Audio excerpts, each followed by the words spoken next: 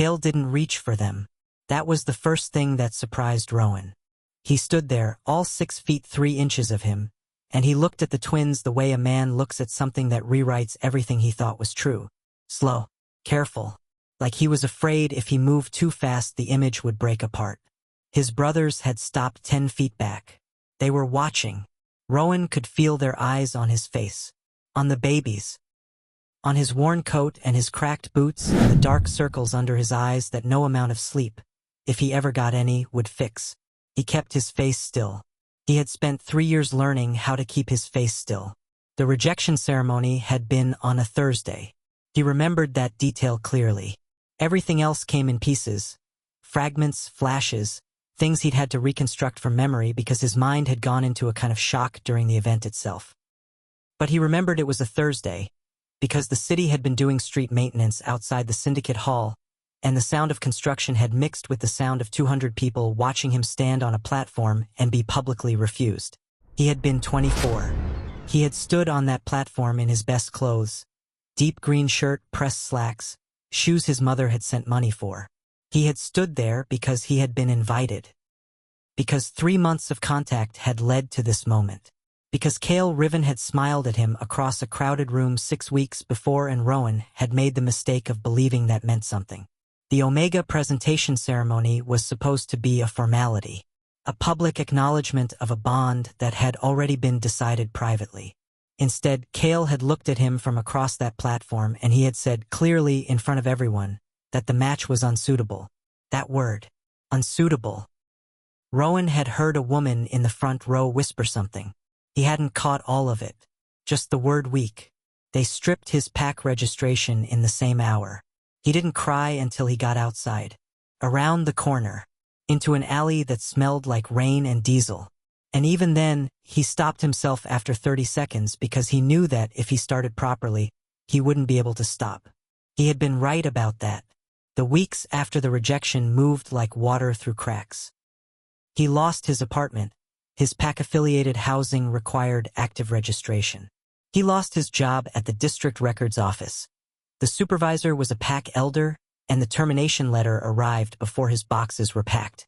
He lost the community that had been his since he was 17. Not because anyone hated him, because no one stood up for him. That was the part that hollowed him out. He found a room in the Eastwick Underground network. Small, damp, safe enough if you paid on time and didn't ask questions about the other tenants.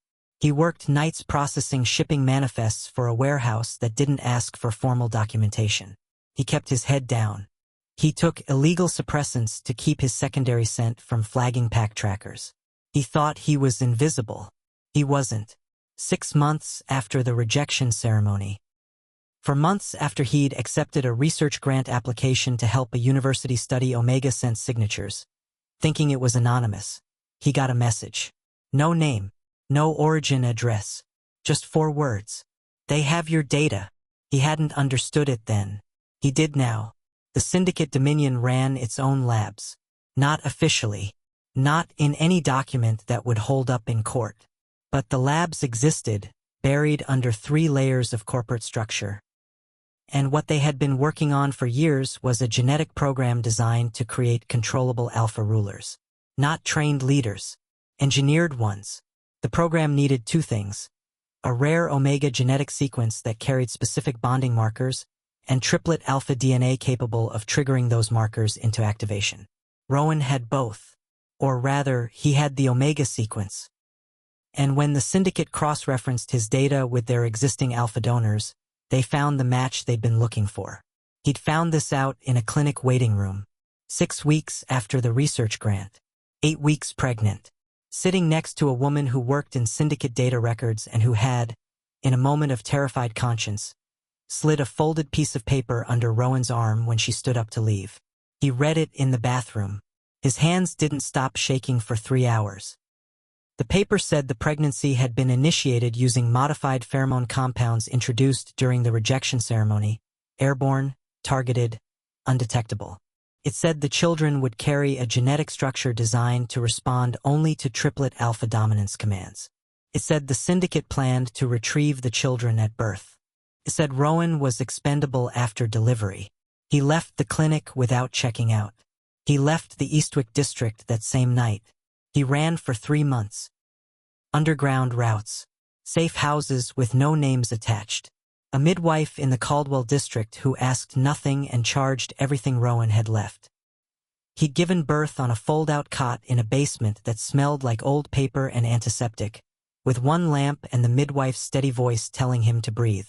He had breathed, and then Amara had cried, and then Kion, and Rowan had looked at them, really looked at them, and understood for the first time in his life what it meant to have something worth dying for. He'd been running ever since. For months of shelter rotations. For months of illegal suppressants to mask his Omega signature. For months of watching the twins for signs, any signs, that the genetic modification had taken hold. So far, they just seemed like babies. Beautiful, hungry, brilliant babies who cried and laughed and reached for things and fell asleep on his chest like the world was safe. He would keep it that way. He would burn every lab on the continent if he had to. He had made that promise in the basement. He was still keeping it. He was thinking about all of this, all of it compressed into a half-second flash of memory.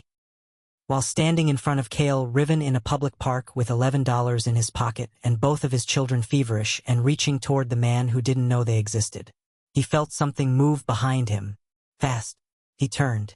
One of Kael's security team, standing back near the park entrance, plainclothes, earpiece barely visible, had shifted position, moving to close off the path behind Rowan.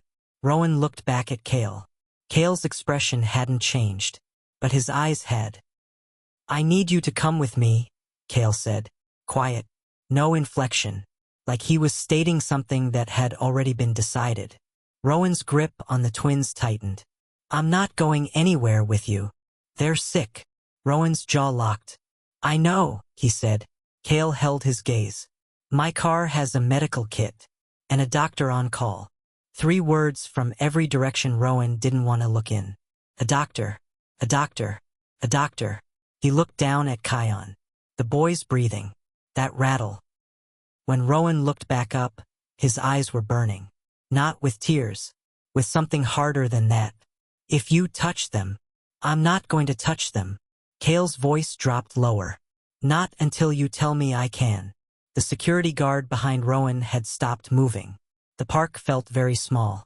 Rowan looked at the man who had destroyed his life, who had no idea what he'd set in motion, who was now standing 3 feet away looking at the consequences with an expression that was impossible to read. He looked at his children. He made a choice. And just as he opened his mouth, a figure stepped out from behind the tree line at the east end of the park. Dark jacket. Syndicate crest.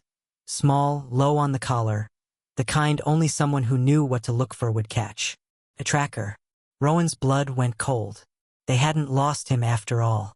Kael saw Rowan's face change before Rowan moved.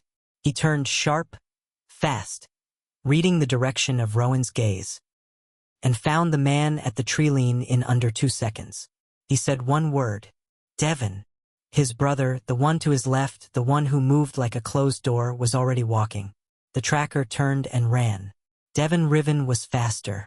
Rowan didn't watch what happened after that. He was already moving, pulling the twins tighter, calculating. For exits from this park, 2 were compromised if there was a second tracker. The north gate was closest to the transit line, but that's where Kael's security had positioned themselves, which meant, "Stop!" Kael's voice. Not loud, not aggressive, just certain. Rowan stopped.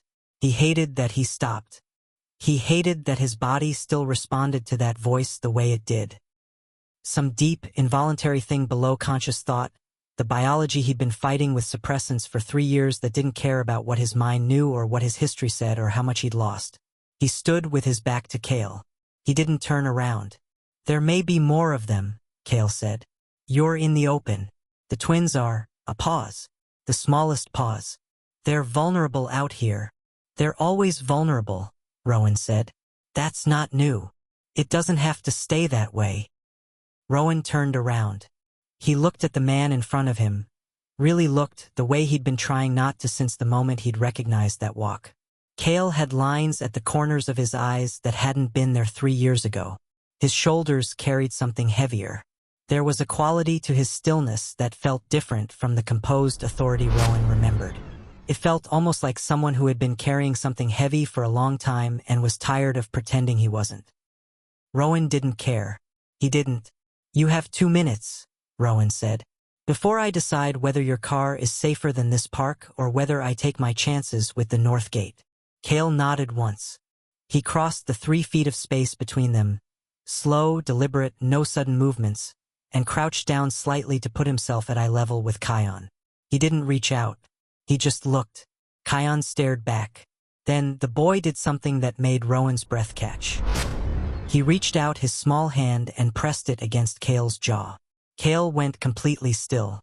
Every muscle in the man's body seemed to stop at once. His breath slowed. His eyes softened in a way that looked involuntary, the way a person's face changes when something hits them somewhere they didn't know was exposed. Kion made a small sound. Not crying. Not scared. Like recognition. Amara, on Rowan's other arm, turned and looked at Kael and made the same sound. The twins had been feverish and restless for 2 days. They hadn't stopped shifting, hadn't settled, had been borrowing every degree of warmth Rowan's body had to offer and still been uncomfortable. They were still now, completely still. Rowan felt something crack open in his chest and pushed it closed. "They do that because of their genetic structure," he said. His voice came out steadier than he felt. "It's not real. It's not." He stopped. Kael looked up at him. "What's their temperature?" he asked. Rowan blinked. "Kion is at 101. Amara was 100.4 this morning." "How long?" 3 days. "I've been managing it, but I don't have the medication I need." Kael stood back to full height. He pulled out his phone, not taking his eyes off Rowan, and said one sentence. "Dr. Whitfield, I need you at the south entrance. Now." He put the phone away. He looked at Rowan. "My car is 60 feet east. Private. No security inside except me. Dr. Whitfield is a pediatric specialist. She's been with my family for 11 years. He paused. "You hold them the entire time. No one takes them from you. Not for any reason." Rowan studied his face. He was looking for the tell.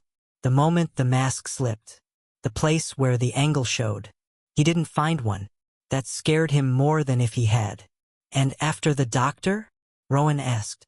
"That's your call," Kael said. Rowan looked down at Kion. At the shallow rise and fall of his small chest. The rattle. Still there. He looked at Amara. At the flush on her cheeks. He looked at Kael. "If you try to take them." "I know," Kael said quietly. That wasn't a denial. That was something different. Rowan walked toward the car. Kael moved with him, not behind him, not in front. Beside. The way someone walks with a person, not around one. The security team kept distance. The park thinned out behind them as they moved east. Rowan kept his eyes forward. He didn't look at the man walking next to him. He didn't need to feel the warmth coming off him. He didn't need to register the way his presence made the twins go quieter with every step. He didn't need any of that information. It wasn't useful. The car came into view, black, tinted, large enough to fit 6 people. A woman in a gray coat stood beside the rear door. Late 40s, silver-streaked hair. A medical bag in her left hand and the no-nonsense posture of someone who had seen everything and was unsurprised by all of it. She looked at the twins, then at Rowan. "Let me take a look at them," she said. No preamble. No false warmth. Rowan liked her immediately. He got in the car. The door closed, and through the tinted window he watched the park, and the spot where the tracker had run, and the ordinary afternoon that had no idea what had just changed inside it. Behind him, Kael took the seat across the car and pulled out his phone again. Rowan heard him say, low and even, to whoever picked up, "I need everything you have on an Omega registered under the name Rowan Asante. Full background. Everything. Within the hour." Rowan kept his eyes on the window. He said nothing, but his hand found Kion's chest, just rested there, feeling the heartbeat, and he made himself breathe. He had made the worst decision of his life getting into this car. He had also made the only decision that kept his children alive. He didn't know yet which one would matter more. The city moved past the windows in long gray streaks. Dr. Whitfield worked quietly. No dramatic announcements. No heavy sighs. She took temperatures, checked breathing, pressed 2 fingers gently to the side of Kael's neck to feel his pulse. Listened to both chests with a stethoscope so small it looked like it was made for a doll. The twins let her. They stayed settled against Rowan's arms the whole time, watching her with those 2 aware eyes, but they didn't cry, didn't arch, didn't do what they'd been doing for the past 2 days, which was twist and push like the world was an uncomfortable place and they wanted out of it. Rowan knew exactly why they were calm. He was not going to say it out loud. Mild upper respiratory infection, Dr. Whitfield said. She opened her bag. Common in infants this age, especially if they've been in fluctuating temperatures. She looked at Rowan directly. Have they been warm enough at night? Rowan kept his expression neutral. They've been with me, he said. She held his gaze for a moment. Then she nodded, no judgment, and went back to the bag. Across the car, Kael hadn't moved. He sat with his elbows on his knees, watching. Not the doctor. Not the bag. Rowan. Rowan was aware of every second of that attention in a way that made the back of his neck warm and his jaw tight. He shifted Amara slightly. She turned her head toward Kael. Rowan shifted her back. She turned her head toward Kael again. He stopped fighting it. She'll need a course of amoxicillin suspension, Dr. Whitfield said.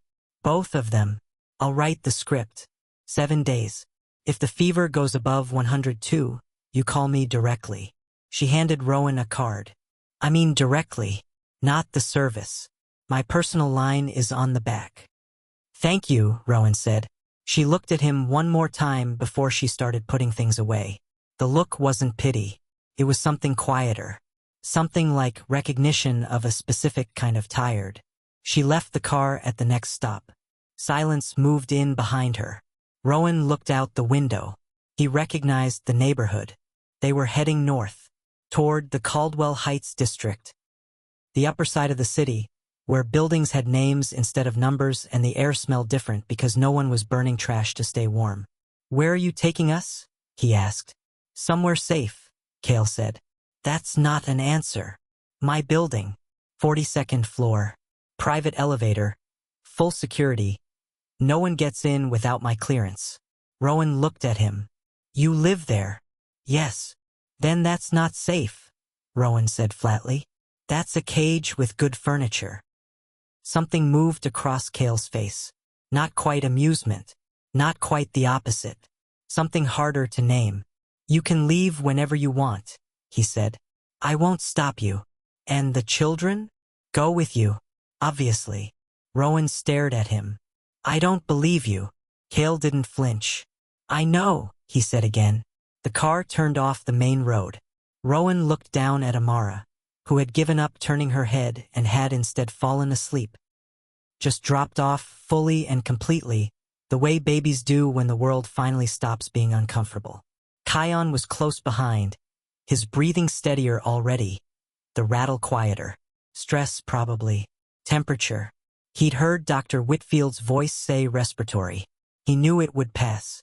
He also knew he hadn't slept properly in 4 months. That information was not useful right now. When did you know? Kael asked. Rowan looked up. About the program. Rowan was quiet for a moment. 6 weeks after the ceremony, he said. Kael's jaw tightened. That quickly. They weren't subtle. They just counted on no one telling me. Someone did. Someone had a conscience. Rowan paused. I don't know if she's still alive. The car stopped. Underground parking. Clean concrete. No other cars within 50 feet. Kael's security team was already positioned near the elevator. Far enough back to feel like distance. Close enough to be present. They got out. Kael's brother was waiting at the elevator. Not Devon, the one who had gone after the tracker. The other one. Younger seeming, though Rowan knew they were the same age. Lighter energy. He was leaning against the wall with his arms crossed and his eyes moving over Rowan with an expression that was doing its best to look neutral and mostly failing. Rowan, Kael said, without looking at him. This is Ezra. Ezra said nothing for a moment. Then he looked at the twins. Something in his face shifted. They have your eyes, he said quietly. Rowan assumed he was talking to Kael. Kael assumed the same thing because he didn't respond. The elevator opened. They rode up in silence. 42nd floor. The doors opened onto a space that didn't look like Rowan had expected. He'd expected cold. Glass and steel and the kind of interior design that said money but not warmth. He'd expected something that looked like a man who made strategic decisions in all directions all the time. Instead, it was quiet, low light, warm tones, a couch that looked like it had been sat in. Books, actual books, stacked on the side table near the window. The city spread out behind the glass in every direction, lit up and enormous and somehow, from up here, less threatening. The twins both woke up when the elevator opened. They looked around. Then they both looked at the window. Kael made a sound that might have been a laugh. Rowan watched them and felt something terrifyingly close to peace try to settle into his body, and he fought it off because peace was exactly the thing that got people killed. He turned back to Kael, who was looking at him. "What is this?" Rowan said. His voice came out lower than he meant it to. "What are you doing? Right now? Trying to make sure your children survive the week." Kael paused. "And figure out how I missed 3 years of whatever that was." "You didn't miss it. You caused it." Kael held his gaze. "Yes," he said. Not a denial. Not an excuse. Just the word sitting there between them, bare and undefended. Rowan looked away. "I need to feed them," he said. "The kitchen is through there. Whatever's in it is yours." Rowan walked toward it. Behind him, he heard Kael's phone vibrate. Heard him answer it. Heard the single word Kael said in response to whatever came through. "No." And then quieter. "They're not assets. Tell the elders I said so." Rowan kept walking. He found the kitchen. He found formula in the pantry, the right brand, the right stage, unopened, and he stopped in the middle of the floor for 3 full seconds because that could mean anything and he refused to decide which thing it meant without more information. He made the bottles. He fed the twins. He kept his back to the doorway. And somewhere behind him, in the living room that smelled like warm lighting and calm, Kael Riven was telling the Syndicate elders that his children were not assets. His children. That was the first time either of them had said it, even indirectly. Rowan's hands tightened around Amara's bottle. He did not let himself feel it. Not yet. The twins fell asleep in the guest room. Rowan sat on the edge of the bed and watched them. A real bed. A clean blanket that didn't smell like 4 different shelters. A room that wasn't moving or damp or loud with other people's problems bleeding through the walls. He should have felt relief. He felt like standing guard. He made it 20 minutes before exhaustion did what it had been threatening to do for months and started pulling at his edges. He leaned against the headboard. He told himself 5 minutes. He woke up 3 hours later to the sound of the twins making their early hunger sounds. The room was dark. He sat up. Both babies were fine. Still in the center of the bed where he'd placed them. Pillows on either side. Sleeping the deep boneless sleep of infants who have finally been warm enough and fed enough and still enough to fully let go. Rowan stood and went to the window. The city was different at this hour. Less urgent. The traffic thinned to single headlights moving through dark streets. The lights in the buildings across the district burned steadily. One by one, small squares of other people's lives that kept going regardless. He heard footsteps. Soft. Not secretive. Just quiet. Kael appeared in the doorway. He stopped there, not coming in. He looked at the twins. Then at Rowan. "You slept," he said. "I didn't mean to. That's usually how it goes." He paused. "Are they okay?" "About to wake up hungry." Kael nodded. He had a bottle in each hand. Already made, already the right temperature because he had clearly been standing in that kitchen timing it. Rowan looked at the bottles. Then at Kael. "You're trying very hard," Rowan said carefully. Kael walked in, handed one bottle over. He sat on the chair near the window, on the far side of the room, enough space to be clear about, and held the second bottle while Kael started his wake-up sounds. "I owe you an explanation," Kael said.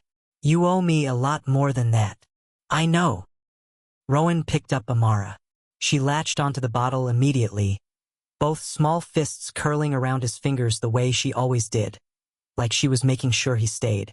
Kion was already pushing himself up, indignant. Kael reached for him. He stopped halfway and looked at Rowan, asking. Rowan looked at him for a long moment. Go ahead, he said. Kael picked up Kion. He did it right. That was the thing that hit Rowan somewhere he didn't want to be hit. Kael held him correctly, supported the head without being told, angled the bottle without being shown. He sat back in the chair with Kion like someone who had thought about this moment and prepared for it, or like someone for whom it came naturally, and either of those options was equally destabilizing. Kion drank. Kael looked down at him.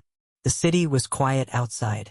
I rejected you to keep you alive, Kael said. Rowan had expected many opening lines. Not that one. Explain that, he said. Kael kept his eyes on Kion. The elders had a protocol. Anyone I publicly bonded with got entered into the genetic program automatically. Mandatory data donation. And then he stopped. They didn't keep the donors. It was framed as research. It wasn't. Rowan was very still. You knew about the program, he said. I knew about the process. Not the full scope. Not until later. Kael's jaw moved. I knew enough. I knew that if I accepted you, they'd have you.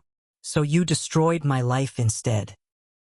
I thought I was making a choice between one bad thing and something worse. You made that choice without telling me. Yes. The word landed the way a stone lands in water. Flat. Final. No argument attached to it. Rowan looked at Amara's face. The small focused expression she got while eating, like consuming food, was a task she took seriously. You still should have told me, he said. I know. I had options. I had family. I had... His voice stayed level by effort alone. I had places I could have gone. I know. Stop saying that. Kael looked up. Their eyes met across the dark room. I was wrong, Kael said. Not quietly. Not defensively. Clearly. I made a decision about your life without including you, and it was wrong. There's no version of it that wasn't. Rowan looked away first. He focused on the window. The city. The small lives in the buildings across from them. What happens now? He asked. That depends on the elders. And what do the elders want? Kael was quiet for a moment. What they've always wanted, he said. The program. Phase 2. Rowan felt the temperature in the room drop. He didn't look away from the window. What's Phase 2? Another pause. Longer this time. Kael. I don't have the full picture yet, Kael said. My source inside the council is still. What is Phase 2? The silence stretched. Kion finished his bottle. Made a small satisfied sound. Kael shifted him upright and did the burp hold. Automatically, correctly, and the boy tucked his head against Kael's shoulder like he'd been there before. Like he recognized the specific shape of it. I need another day, Kael said finally. Rowan looked at him. At the sight of his son against the shoulder of a man who hadn't known he existed 12 hours ago. Settled and quiet and safe in a way that made something in Rowan's chest pull hard in two directions at once. He stood. I'm going to put them down, he said. His voice was steady. And then you're going to tell me everything you know. Kael nodded. Rowan moved to take Kion back. Their hands connected during the transfer. Just for a moment, the back of Kael's hand against Rowan's palm in the middle of the pass. Neither of them moved for 1 second too long. Then Rowan stepped back. He settled Kion down. He settled Amara down. He stood over them both until their breathing deepened again. And then he went to the doorway of the room where Kael was waiting. And in the hallway outside, low enough that the twins wouldn't hear, he heard one of Kael's brothers say his name. Not to him, to the other brother. And the words that followed were the 4 words that took everything Rowan had built himself into over the past 3 years and reduced it down to a single, freezing point of clarity. Asset extraction. Contingency plan. Rowan stood in the doorway. He didn't move. He stood there in the dark with his heart running fast and clean and cold, and he understood exactly how much he still did not know. Morning came in through the floor-to-ceiling glass like something that had no idea what it was walking into. Rowan stood at the kitchen counter. He had made coffee. He had washed the bottles. He had changed the twins and fed them again and set them on a play mat in the living room where they could see the window. Because they loved the window, they had always loved big spaces with light in them, and he stood at the counter and he kept his face turned toward the city and he did not think about what he'd heard. He filed it. He kept it. He would use it when he needed it. Kael came in at 7. He stopped when he saw Rowan. Something in his expression. Surprise or something close to it. Like he'd expected to come in and find the apartment empty. Like part of him had prepared for that. Rowan turned around. "There's coffee," he said. Kael looked at him for a moment before he moved to the machine. He poured a cup. He stood on the other side of the counter. Neither of them spoke for a while. Outside, the city was loud and ordinary and entirely unaware. "There's something I need to tell you," Kael said. "Then tell me." Kael set down his cup. "Last night I destroyed the genetic lab. The main one. The one that held your data and the program documentation." He looked at Rowan. "I had it done at 3 a.m. It's gone. It's on the news already." Rowan stared at him. "You burned it." "I burned it." "Why?" "Because it should have been done 3 years ago." Rowan turned back to the window. He let that sit. Outside, the city kept moving. He could see a headline rolling across the news banner on the building across the street. Too far to read, but the red of a breaking news line was unmistakable. Kael's phone had been buzzing quietly for the past hour. Media, council, government inquiry. Rowan turned around. "They're calling you a hero," he said. "Some of them. And the others?" "The others are trying to figure out what I know and how much of it I've already shared." Rowan looked at him across the counter. At the coffee cup in his hands. At the lines around his eyes that were deeper this morning than they'd been yesterday. At the man who had made the wrong choice 3 years ago and spent every day since, maybe, trying to find the right one. He didn't trust him. He wanted to. That was the most dangerous thing in the room. "Come here," Kael said. It wasn't a command. It was almost tentative. Rowan walked around the counter. Kael turned to face the window. He was standing close to it. Close enough that the morning light came off the glass and caught the planes of his face and made him look like something carved from patience and consequence. He pointed to a building 2 blocks east. "See that?" he said. "The one with the red panels on the 2nd floor?"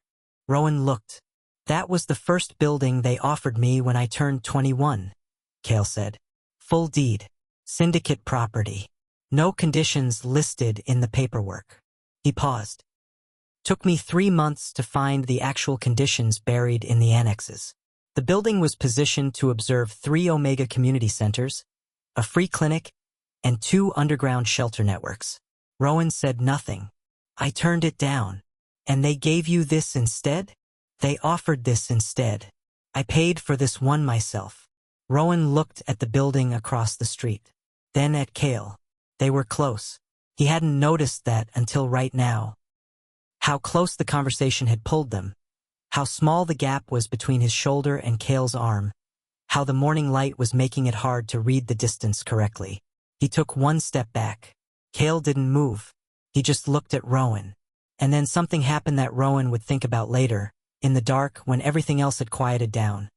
Something that had nothing to do with genetics or programs or elders or escape routes. Kael's hand moved. Just slightly. Just barely. A shift toward Rowan's side that stopped before it arrived. Like he'd started something and caught himself. Like he'd been trying not to. Rowan looked down at the space between them. Then up. "Don't," he said. Kael pulled his hand back. "I know. Stop saying that. Rowan.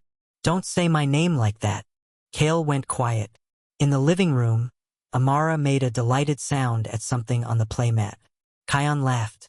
They both heard it. Rowan looked toward the sound. 1 second, automatic, the parent reflex that had become his whole nervous system.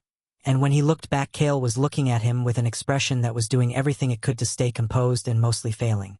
"I know this is impossible," Kael said.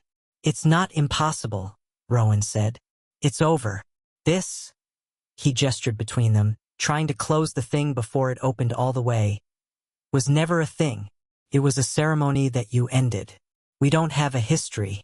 We have a situation. And the situation is my children's health and their safety and how long before whoever sent that tracker sends 3 more. Kael nodded. Slow. Measured. Okay, he said. Okay, Rowan said. Neither of them moved. The coffee cooled between them. And in the slow quiet of that morning, the light and the city and the twins laughing in the next room, something between them stretched and held and did not break. It was only later, much later, after the day had run its course and Rowan had finally let himself rest and the twins were settled and the building was quiet, that he heard Kael on the phone in the hallway. Not the voice. He couldn't make out words. The tone. Careful. Controlled. The voice of a man explaining something he did not want to explain. And then silence. And then, faint but clear, the word that came through from whoever was on the other end of that call. Not a name. Not a threat. A term. 2 words. Omega Core. Rowan lay on his back in the dark with his eyes open and his hands still, and the twins breathing softly beside him, and felt the thing he'd been holding at arm's length for 24 hours suddenly. Completely real. The lab was gone. But the program wasn't over. He was the second phase. And he had just walked himself into a building with no way out he hadn't handed over to someone else. What comes next will change everything you thought you understood about who is protecting who in this story. Drop a comment below. Do you think Rowan should trust Kael? Or is he already 1 step behind? Chapter 6. The words hit Rowan like cold water thrown in the dark. Omega Core. He lay still. He kept his breathing even.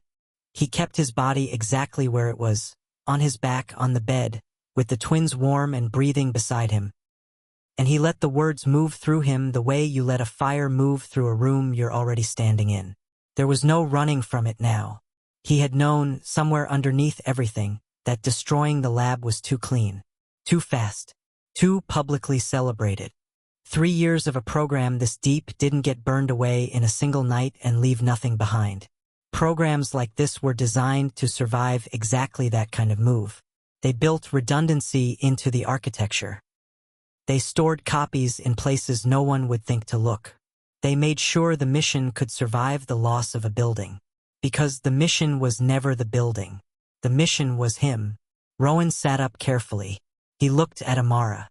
Kion. Their small chests rising and falling in the blue dark of the room.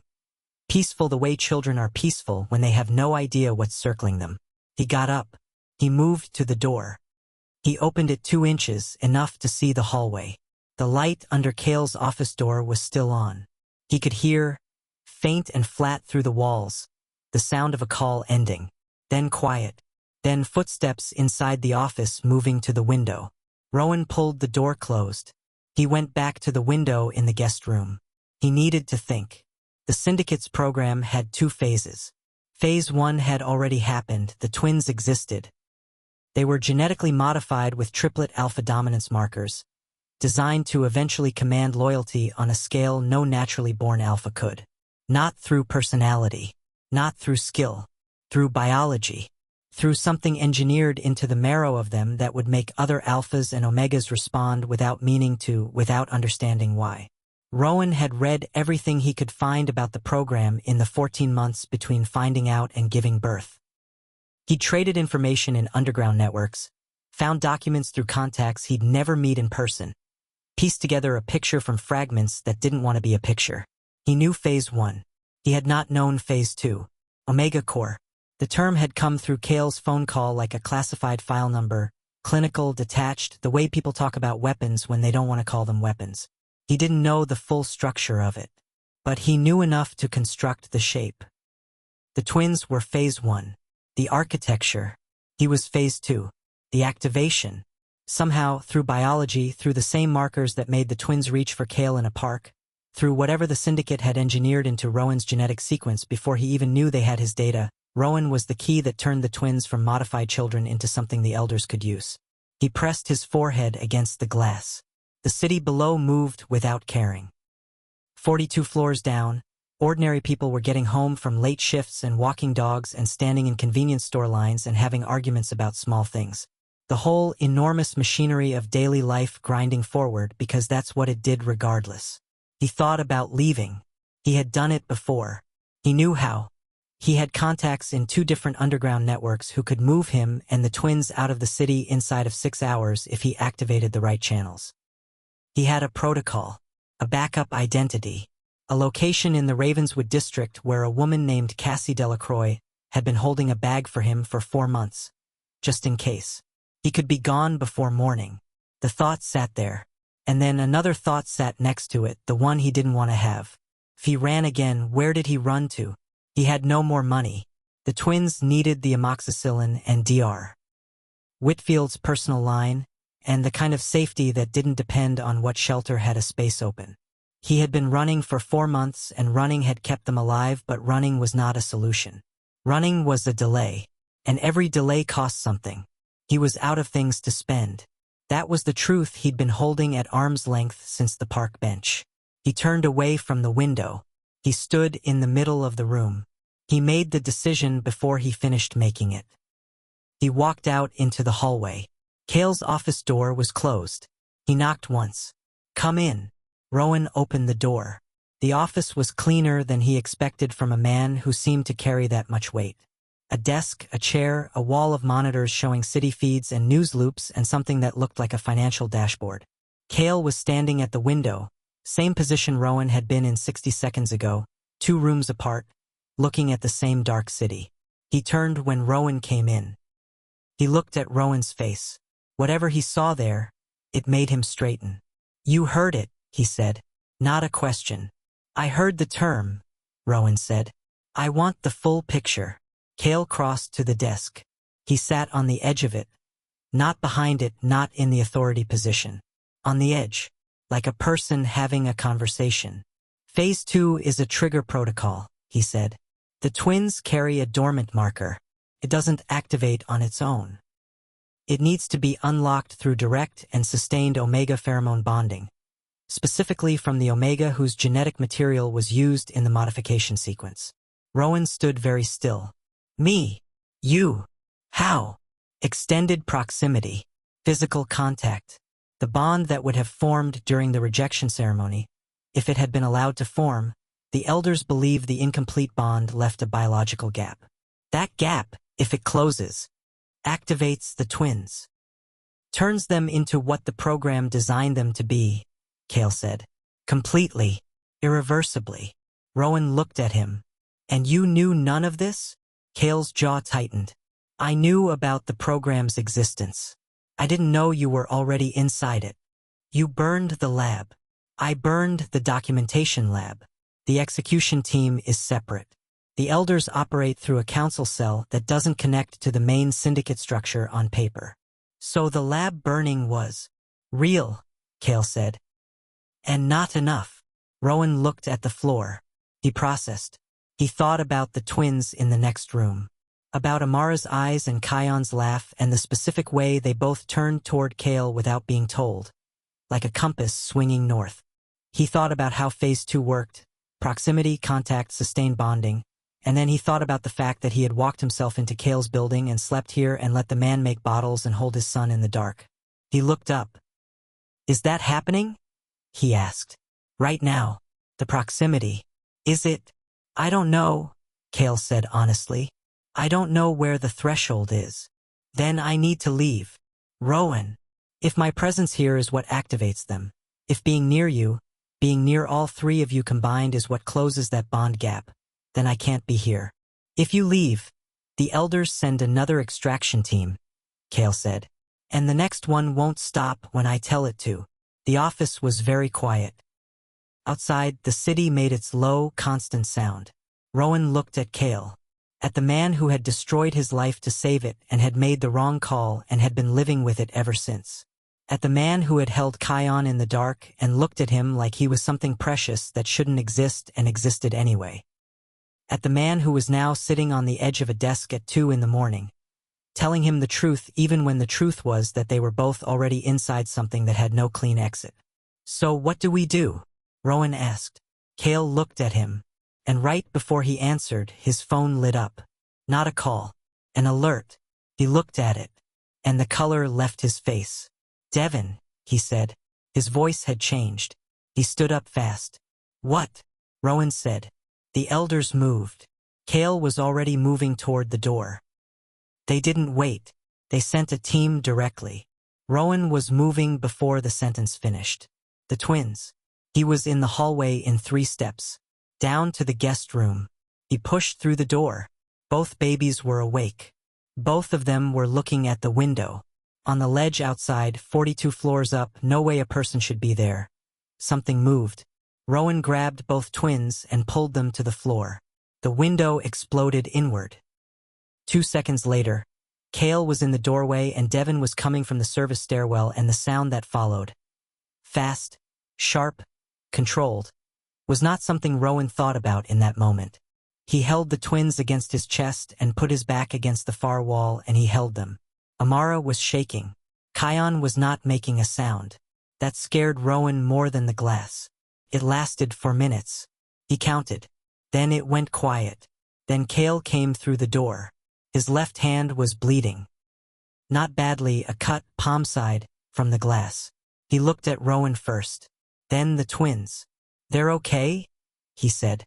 "Yes," Rowan said. His voice didn't shake. He was very proud of that. "The team is gone," Kael said. "Devin," he stopped. Something moved across his face that was the closest thing to pain Rowan had seen on him. Devin took the worst of it. Rowan looked up. "Is he?" "He's alive." Kael pressed his bleeding hand against his side. "Barely." The room was full of broken glass and cold air coming through the open frame where the window had been. Kion made a sound. Low, steady. And then something happened that would take Rowan days to process fully. Every piece of glass on the floor. Not all of it, not in any dramatic sweep. But the pieces nearest the twins, the sharp ones that had scattered toward them, moved. A few inches. Away from the babies. Like something had pushed them. Rowan looked at the twins. Amara had her eyes closed. Kion's were open. He was watching the glass. Rowan looked at Kael. Kael was looking at Kion with the expression of a man who had just seen the first real evidence of something he'd been trying not to believe was real. Neither of them spoke. The cold air moved through the broken window, and the city went on 42 floors below, and Rowan held his children against his chest and understood that phase 2 was not coming. It had already begun. That truth is going to change everything in the next chapter. If you're watching this and you've ever been someone's secret reason, drop a comment. And if this story is hitting different, subscribe and turn on notifications. There is so much more coming, and you don't want to miss a single chapter. By dawn, the building had been locked down. Not quietly. The news had caught it fast. A security breach at the Riven Tower, glass on the pavement 42 floors below, 2 unidentified individuals removed from the premises. The feeds were already running with it. Journalists outside the lobby. Helicopters doing slow circles over the block. Someone had gotten footage of the broken window from a building across the street, and it was already cut into a 3-second loop that was running on every major outlet. Rowan watched it from the secondary residence on the 38th floor, 2 floors down from where it had happened, relocated at 4 in the morning by Kael's security team, while Kael himself was in a medical suite getting his hand stitched, and Devin was in a hospital bed with a breathing tube and a prognosis that nobody was saying out loud yet. The twins were asleep. Real sleep this time. The deep, boneless kind, not the restless heat of the fever. The amoxicillin was already doing its work. Kion's breathing was clear. Amara had stopped flushing. They had both eaten twice since the window, and they were, against all reasonable odds, fine. Rowan was not fine. He sat at the edge of the bed and he watched the news loop, and he thought about the glass. The pieces that had moved. He had told himself, in the chaos of the night, that it was the pressure wave from the window breaking. A physics explanation. An ordinary explanation that did not require him to sit with the alternative. He had been lying to himself. He knew what he'd seen. Kion had moved that glass. For months old, running a fever, wrapped in a blanket, and something in him had pushed sharp things away from his sister with no hands and no sound. The program was working. That was the thought Rowan couldn't get away from. Everything the Syndicate had engineered. The genetic markers, the triplet bonding, the activation sequence they'd been building toward, it was already expressing itself. Not fully. Not at whatever catastrophic scale the elders had designed for. But it was there. It was real. And it was going to grow. The question that kept hitting him was simple and had no good answer. What did you do with children who could eventually command a room without trying? You hid them and they became weapons someone else pointed. You raised them and they became people first. That was the choice. That was the only choice that had ever actually mattered. Kael came in just before 7. He moved stiffly, the stitched hand wrapped, the exhaustion on him like something structural, like a load-bearing wall that had taken too much weight for too long and was starting to show it. He looked at the twins, then at Rowan. "How long have you been awake?" he asked. "Since the window. That's 4 hours." "I know." Kael sat down in the chair across from the bed. He leaned forward, elbows on his knees, and looked at the floor for a moment. "The government sent an inquiry team at 6 this morning," he said. "They're calling it an incursion incident. Code language for they know what the elders were trying to do and they want documentation before they move." "Are they going to move?" "The task force has been building a case against the Syndicate's genetic program for 8 months. Last night gave them the operational evidence they needed." Kael paused. "They're going to go public. Press conference at noon. And the twins. They'll want access, testimony, documentation of what was done." Rowan looked at him. "They're babies," he said. "I know. They are not evidence." "I know, Rowan." The room was quiet for a moment. Outside, the helicopter was doing another pass. "Ezra wants to move them out of the city," Kael said. "His property in the Harlow district. 120 acres, private security, no press access." "What does Ezra want in return?" Kael looked up. "Nothing." Rowan looked back at him with an expression that said try again. Kael exhaled. "He wants to know they're safe. That's actually it." He paused. He's not like the council. He never was. He stayed in the triplet structure because leaving it would have made him a target. "And Devon?" Kael's expression shifted. "Devon made a choice last night," he said carefully. "He went after the tracker in the park. He came through the service stairwell when the extraction team breached. He took damage that was meant to reach the twins." Rowan kept his voice steady. "That's not nothing." "No," Kael said. "It's not. Is he going to be okay?" "The doctors say yes." A pause. "I'm choosing to believe the doctors." Something moved between them in that pause. Not words. Something quieter. The specific thing that happens when two people have spent a night surviving something together and morning finds them still in the same room. Rowan looked back at the twins. "The news is calling me a victim or a traitor," he said. "I saw. Depending on which channel." "Welcome to being associated with the Riven name," Kael said. There was something almost dry in his voice. Almost. Rowan didn't smile, but the corner of his mouth moved, just slightly, before he caught it and stopped it. "The task force wants a statement from you," Kael said. "Not forced. Voluntary. But they're going to ask. What kind of statement? What was done to you? What you knew? What you've spent the past 3 years running from?" He paused. The full picture. Rowan was quiet. He thought about the woman in the clinic waiting room. The folded piece of paper. He thought about the underground shelter networks and the illegal suppressants and the 4 months of running with 2 infants and $11 and a medical pamphlet from people who made children disappear. He thought about the rejection ceremony and the word unsuitable and the 200 people who watched and said nothing. He thought about whether any of it would change anything. Whether the telling of it would matter. "If I give them a statement," he said slowly, "what happens to the program?" "It collapses," Kael said. "Publicly. Legally. The documentation combined with your testimony and what the task force already has. It's enough to shut down every lab, every council cell, every operation running under the Syndicate genetic program." "And the elders?" "Prosecution. All of them. Every one." Rowan looked at his children. At Amara's sleeping face. At Kion's chest rising and falling. Steady and clear now, the rattle completely gone. He thought about the glass. He thought about what they would become if the program ran its full course. Not because they were bad. Not because of anything in their character or their nature. But because biology was a kind of gravity, it pulled in one direction without asking what you wanted. Unless someone got there first. Unless someone named them people before the program named them weapons. "I'll give the statement," Rowan said. Kael nodded. "There's something else," Rowan said. "What?" "The twins showed something last night." He looked at Kael directly. "You saw it." "Yes. That's going to keep happening." "Yes. So whatever we decide about the program, whatever public move we make, we have to be ahead of what they can do. Before the government task force decides to study them. Before the media decides to run a segment on them. Before anyone in authority decides they're a resource instead of children." Rowan's voice was level and precise.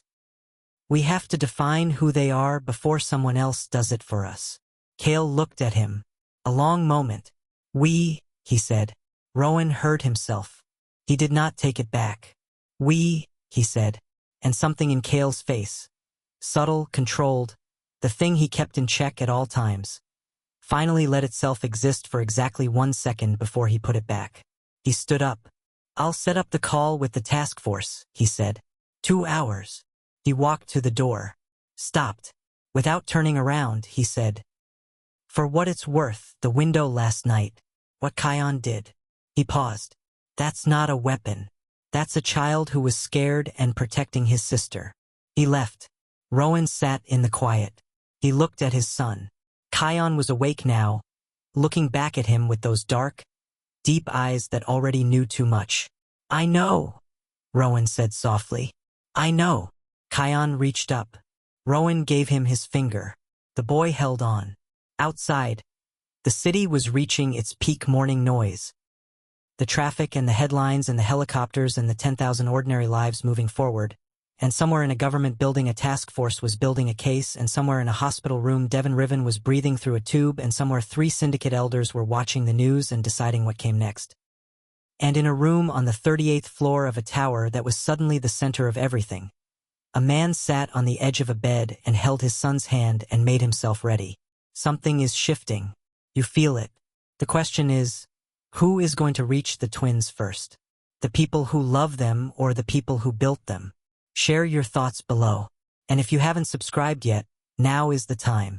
What's coming next is the chapter this whole story has been building toward. The press conference happened at noon. Rowan watched it from the 38th floor, twins on the play mat beside him, his back straight and his hands still and his face completely unreadable. The government task force lead, a compact, sharp-eyed woman named Director Octavia Greer, stood at a podium in front of 8 cameras and methodically disassembled the Syndicate Dominion's genetic program in 12 minutes. She named the labs. She named the program. She named the process.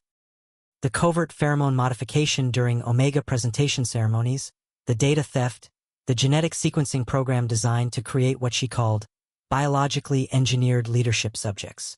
She did not name Rowan. She did not name the twins. Kael had made sure of that. The calls to the task force that morning had gone for 90 minutes. Rowan had spoken for 40 of them, his voice even, his account precise, beginning from the research grant and moving forward without embellishment and without omission. He said what he knew. He gave dates and locations and names where he had them. He answered every question without flinching.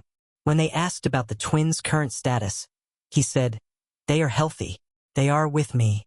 That is all I'm prepared to say." Director Greer had accepted that.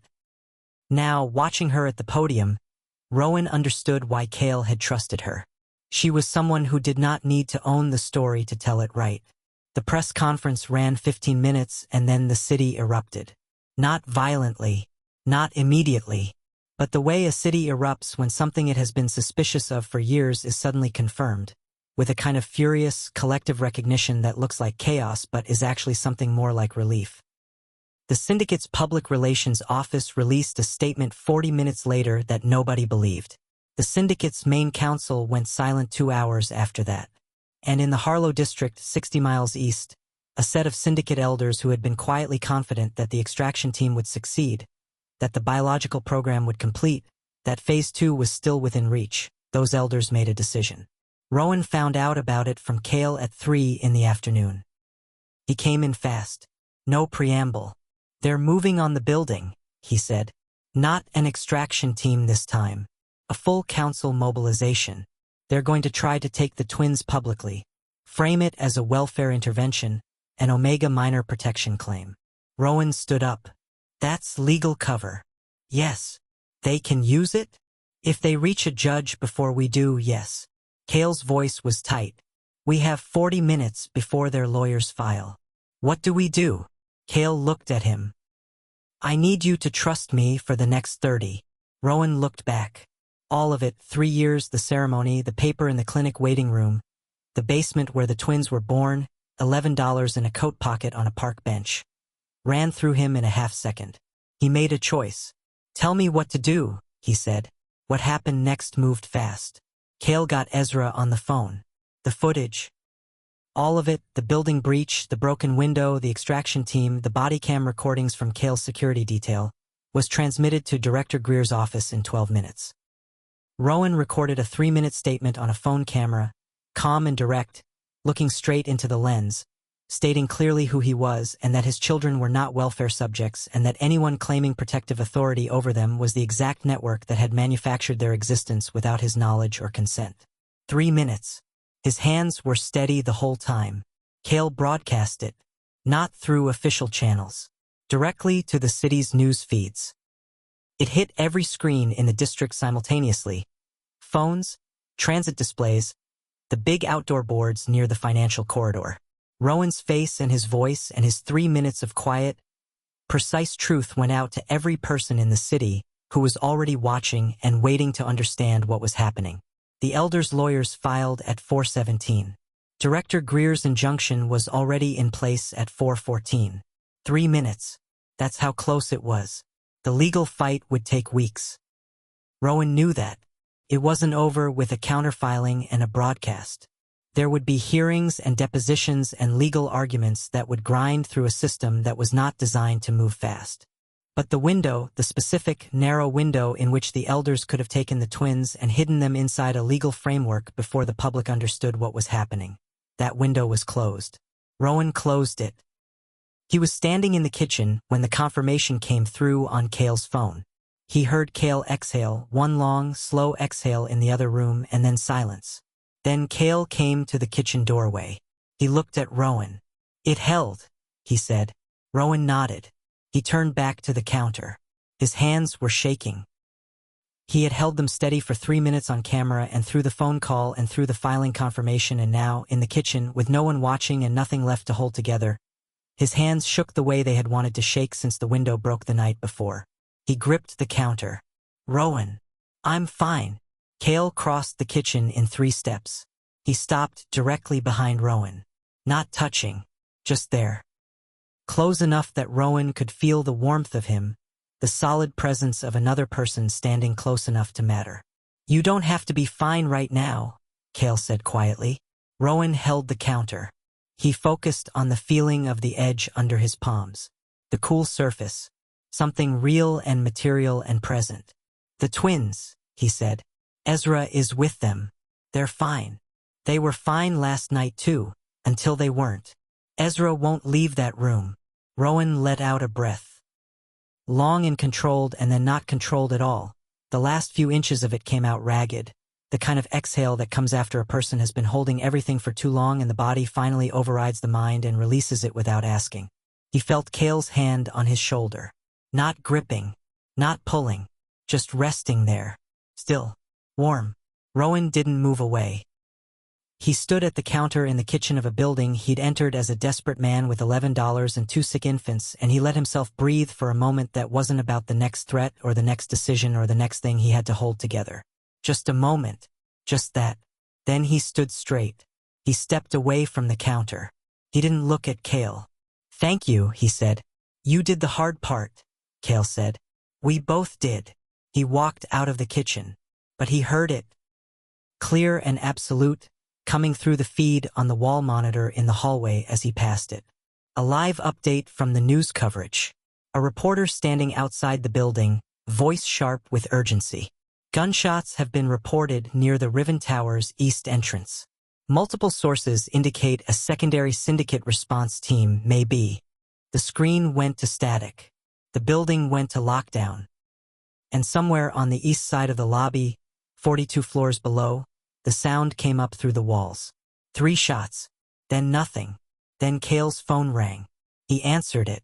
He listened for 4 seconds. The expression on his face in those 4 seconds was the one Rowan had been afraid of seeing since the moment he'd gotten into the car. The one that said something had broken that couldn't be put back in its original shape. He lowered the phone. He looked at Rowan. And then, before he could say whatever came next, the emergency klaxon in the building engaged and every light in the hallway went red and the elevator locks activated with a sound like a vault ceiling. Kael was already moving. Away from Rowan. Into the building structure. Into the dark. If your heart is in your throat right now, you are exactly where this story needs you to be. What you are about to find out in the final chapters is going to change everything. Subscribe right now and turn on your notifications. The conclusion is coming, and you will not want to miss it. Leave a comment and tell us. Do you believe Kael will come back? 40 minutes. That's how long the building was in lockdown. Rowan spent every one of those minutes in the room with the twins and Ezra, back against the wall, both babies in his arms, listening to the sounds that came through the floor and the walls and the emergency system's low, continuous tone. Ezra didn't speak. He stood near the door with his arms folded and his jaw set and his eyes on the ceiling like he was listening to a frequency only he could hear. The triplet bond, Rowan had read about it. The way multiples of the same designation shared a subcortical awareness that wasn't quite emotion and wasn't quite thought. More like weather. Like knowing which direction the wind was coming from. Whatever Ezra was reading, he didn't share it. He just stood there, listening.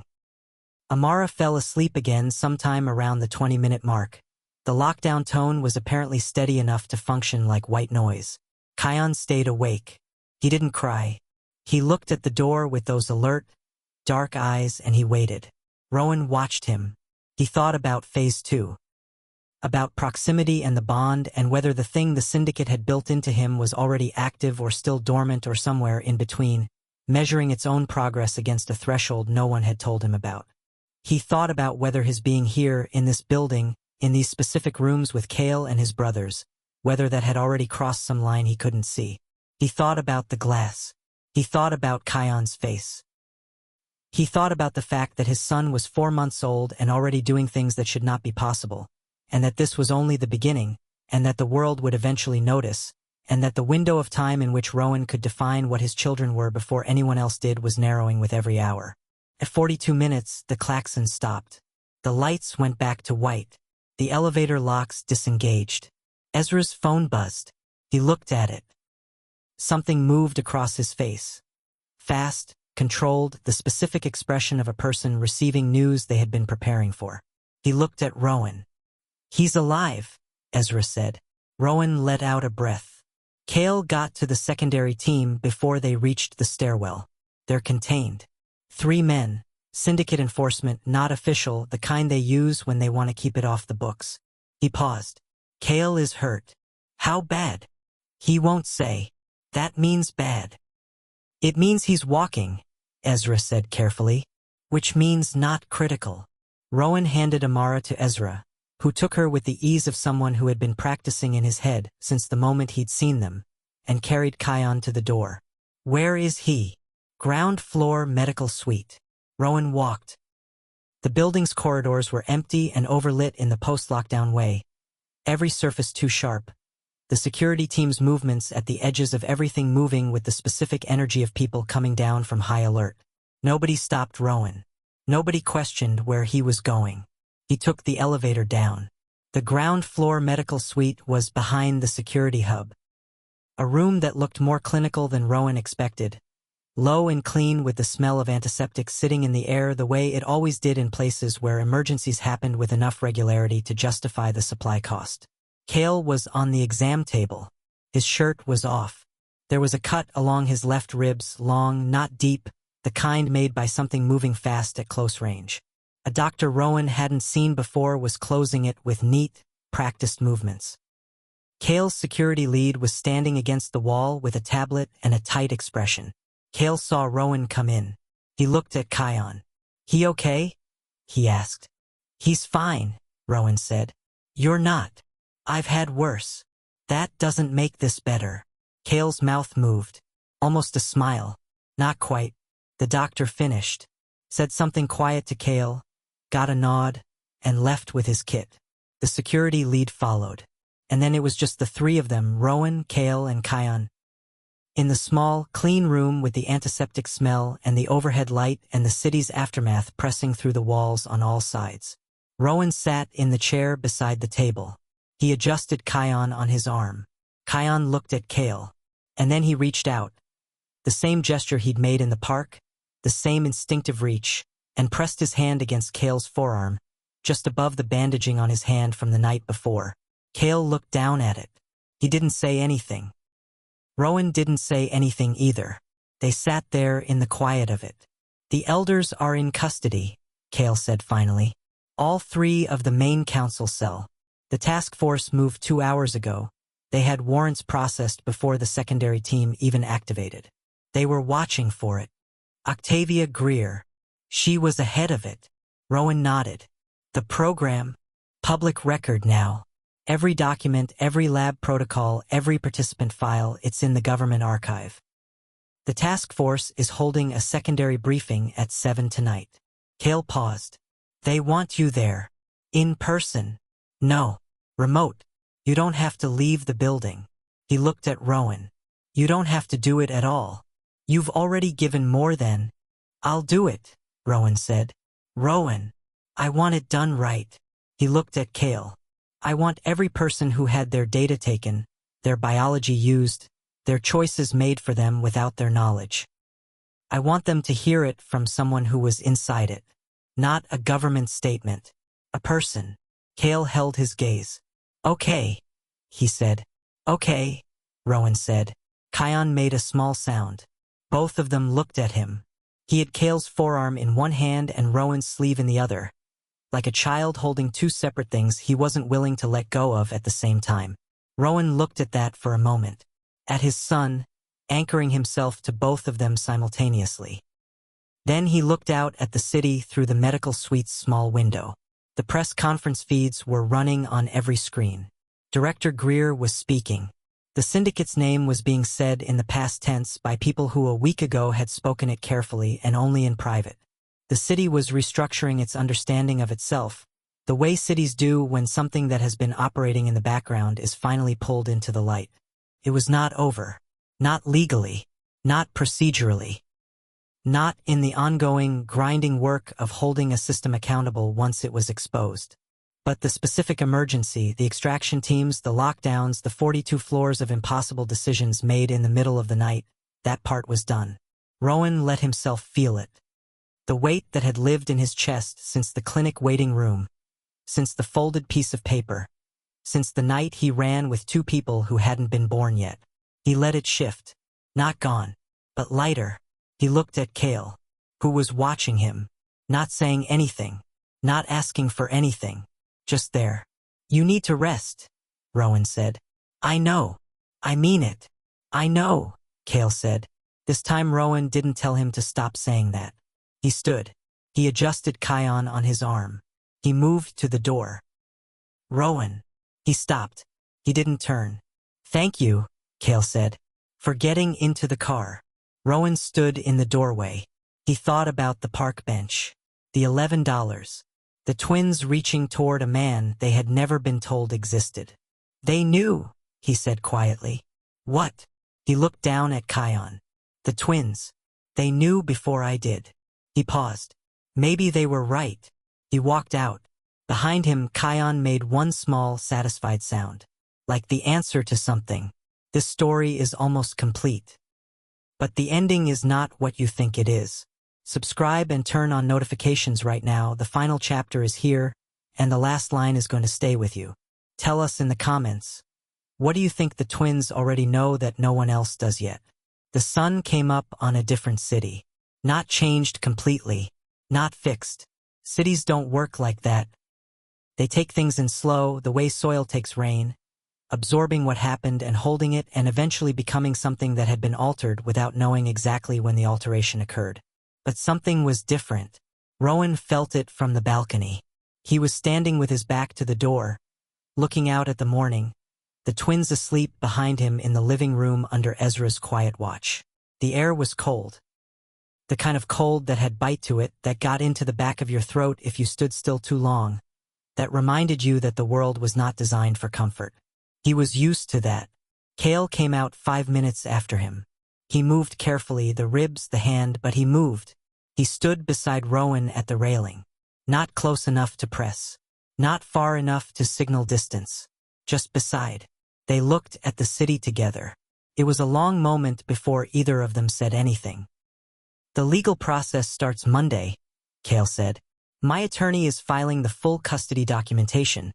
Both twins, your status as primary guardian, no syndicate affiliation, no program designation. Just children," Rowan said. "Just children." Rowan looked at the city, the buildings, the lights that were still on from the night, mixing now with the first gray-blue of the morning. The streets filling slowly with the first movement of the day. Trucks, early walkers, the first trains running their routes like nothing had happened because for most of the city, this was just another morning. "They'll come for them again," Kael said. His voice was quiet, not defeated, just clear. The way someone speaks when they're done pretending the hard parts aren't real. Rowan looked at him. "Then we change the world before they do," he said. Kael held his gaze. Something moved in his expression. The thing that had been trying to exist since the kitchen, since the medical suite, since the park bench 3 days ago. And this time he didn't put it back. He let it stay. Just for a moment. Just there, visible and real between them, above a city that was still figuring out what it had become. Rowan looked back at the skyline. He thought about Amara. About the way she fell asleep like the world was safe. He thought about Kion and the glass and the reach and the hand on Kael's forearm. He thought about what they were going to become, not what the program had designed them to be, but what they actually were, the specific, irreducible human beings that were already beginning to show themselves through the biology. Brilliant, curious, watching everything, already learning. He thought about the voices. He didn't know where the thought came from. It arrived the way things arrive sometimes, unbidden, sideways, certain in a way that reasonable logic cannot account for. The twins were already different. He knew that. But how different, the full depth of it, what it meant, what they could do and what they might eventually hear or reach or know. He didn't know that yet. Neither did Kael. Neither did the elders. Neither did the task force. Neither did the researchers or the government analysts or the journalists now running segments about the fallen Syndicate program with a confident certainty about what it had and had not produced. Nobody knew. Not yet. But in the living room, behind the glass door, Amara opened her eyes in the blue early light. She wasn't crying. She wasn't looking for Rowan. She was looking at the ceiling, listening. Kion opened his eyes a moment later. He turned his head, not toward the window, not toward the city, not toward any of the ordinary things that babies turn toward. He turned his head toward his sister. And in the space between them, in the 6 inches of air between 2 4-month-old children lying on a mat in the morning quiet, something moved. Not visible, not loud, but there. The way a current moves through water, invisible until you put your hand in and feel it running against your palm. Amara made a small sound. Kion answered it. And then they were quiet again. Just 2 babies in a warm room in a city that was just beginning to understand what it had made. What they already knew. What they had been hearing since before any of this began, was a question that no program, no task force, no government archive, and no decision made by any adult in any room was going to answer. Not yet. Maybe not for years. But it was already there. Already running. Already beginning. And nobody standing on that balcony, not Rowan, not Kael, not the city below, was ready for what came next. This is not the end. This is where the next chapter begins. If the story moved you, if you felt even a fraction of what Rowan carried, or recognized the kind of love that runs on pure survival instinct, share this with someone who needs it today. Stories like this exist to remind people that they are not alone in impossible situations. Subscribe to this channel and turn on your notifications right now. What happens next to Rowan, to the twins, to Kael? The story continues, and every chapter is built for people who believe in love that doesn't look like what they told you it would. Leave a comment below. Tell us, what do you think the twins are hearing? And has the story reminded you of anyone you know who has carried something this heavy, this quietly, this long? We read every single comment.